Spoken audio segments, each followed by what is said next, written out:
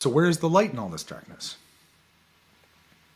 In esoteric traditions and Gnostic thought, the figures of Lucifer and Jesus, though seemingly opposite in mainstream theology, share symbolic parallels that require deeper reflection.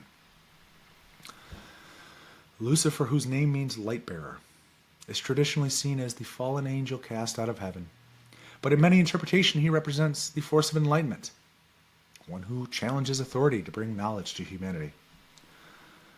This role mirrors the serpent in the Garden of Eden, who tempts Eve with the fruit of the tree of knowledge, urging humanity to awaken from ignorance.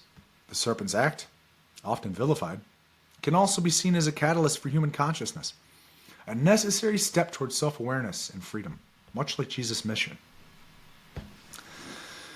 Similarly, Jesus, particularly in the Gospel of Thomas and the Sophia narrative, he's not simply a redeemer of sin, but the revealer of hidden knowledge, an illuminator, a light bearer, much like Lucifer's role as the bringer of light.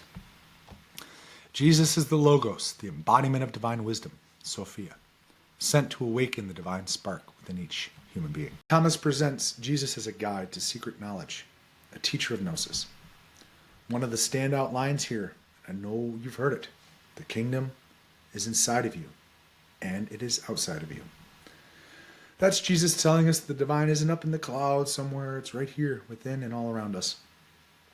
It's almost like he's saying, what are you looking at out there when you should be looking in here? Another thought-provoking line is, if you bring forth what is within you, what you have will save you. If you do not bring forth what is within you, what you do not have will destroy you. A clear call to self-awareness. Saying 3, Jesus says, the kingdom will not come by waiting for it. It will not be a matter of saying, here it is, or there it is. Rather, the kingdom of the Father is spread out upon the earth, and people do not see it. The divine is not some distant future, but is already present all around us, hidden in plain sight, accessible to those who awaken to it. Here's where Thomas throws a curveball at traditional Christianity. It's not about sin, it's about ignorance. The only thing keeping us from the divine is that we don't know it's there. This God is not just powerful, he is the source of all power, the creator of all things, who stands above the natural world rather than being subject to it.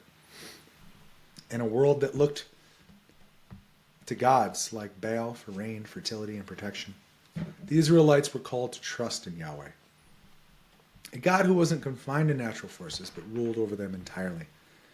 Where Baal might have been seen as a local deity of storms, Yahweh is presented as the Lord over all creation, unchallenged and supreme. Psalm 29, for example. We see language that echoes Canaanite imagery of the storm, but here it's Yahweh's voice thundering over the waters, shaking the wilderness and stripping the forest bare. Unlike Baal, Yahweh doesn't need to strive. His voice alone commands the storm.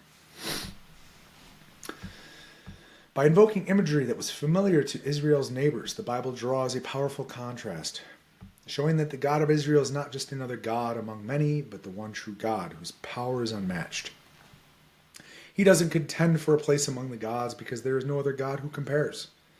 His relationship with his people isn't based on appeasement or fear, but on covenant of love, justice, and mercy.